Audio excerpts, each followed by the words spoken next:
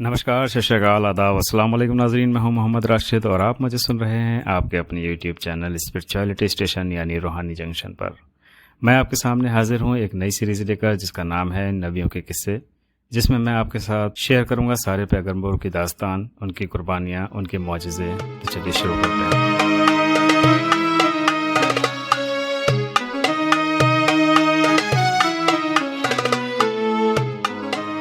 मोहम्मद बिन इस्माइल आज़र बुखारी रहमतुल्लाह रिवायत करते हैं कि हज़रत इमाम जाफ़र सादिक बिन इमाम मोहम्मद बाकर बिन इमाम ज़ैनुल आबदीन बिन इमाम हुसैन रज़ियल्लाहु से अमीरुल मोमिनीन हज़रत अली बिन अबी तालिब ने फरमाया कि एक दिन मैं प्यारे नबी सल्लल्लाहु अलैहि वसल्लम की सेवा में बैठा था कि हज़रत जाबिर बिन अब्दुल्ला अंसारी ने हज़रत सल्लल्लाहु अलैहि वसल्लम से अर्ज़ किया कि अल्लाह के रसूल सल्लल्लाहु अलैहि वसल्लम, मेरे माँ बाप आप पर कुर्बान।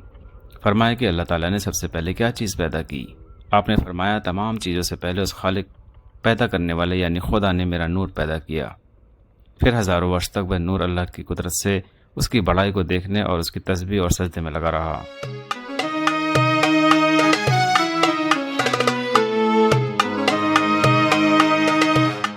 इब्न अब्बास से रिवायत है कि वह नूर मोहम्मदी 12,000 साल तक हैरानी के साथ खुदा की इबादत में लगा रहा।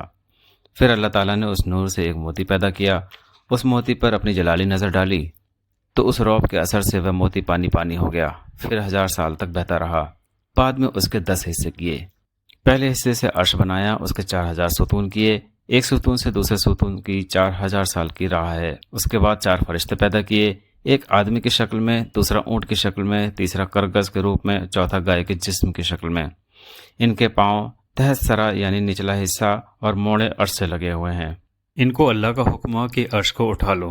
उन्होंने बहुत जोर मारा मगर उठ ना सका। फिर इरशाद हुआ कि हमने तुमको 7 ज़मीन व आसमान का जोर दिया, उठा लो।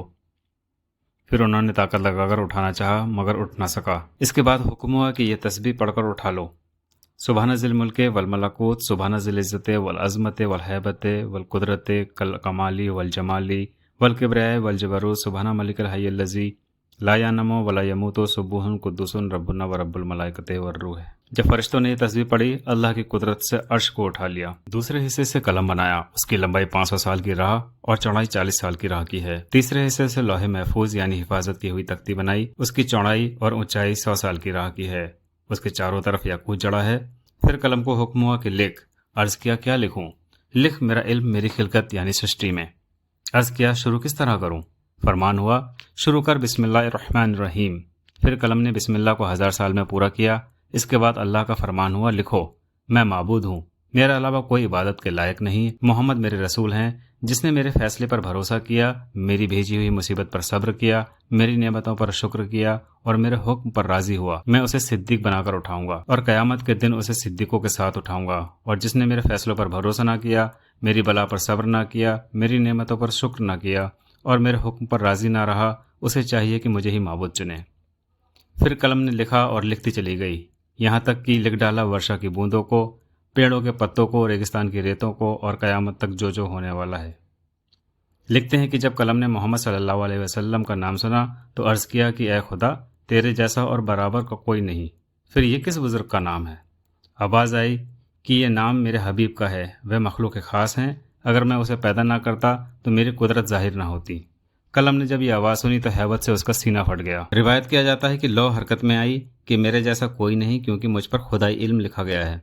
आवाज़ आई, अल्लाह ही जिसे चाहता है मिटाता है और जिसे चाहता है रखता है, और उसी के पास असल किताब है। चौथे हिस्से से सूरज, 5वें हिस्से से चांद, 6ठे हिस्से से जन्नत, 7वें हिस्से से दोज़ख, 8वें हिस्से से फरिश्ते, 9वें हिस्से से कुर्सी, 10वें हिस्से से नूर मोहम्मदी सल्लल्लाहु अलैहि वसल्लम को पैदा किया और इस नूर मुबारक को दाहिनी तरफ अर्श के तस्बीह व तस्दीक में मशगूल रखा।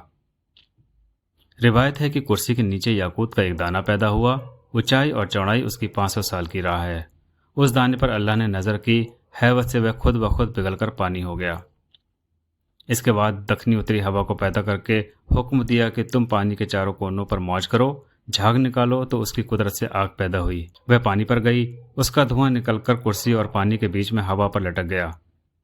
इस धुएं को अल्लाह ने 7 पारा किया। एक पारे से पानी का आसमान, दूसरे से तांबे का आसमान, तीसरे से लोहे का आसमान, चौथे से चांदी का आसमान, 5वें से सोने का आसमान, چھٹے سے مروارید اور ساتویں سے یاقوت کا آسمان ہوا۔ ایک آسمان سے دوسرے آسمان کا فاصلہ 500 سال کا راستہ ہے۔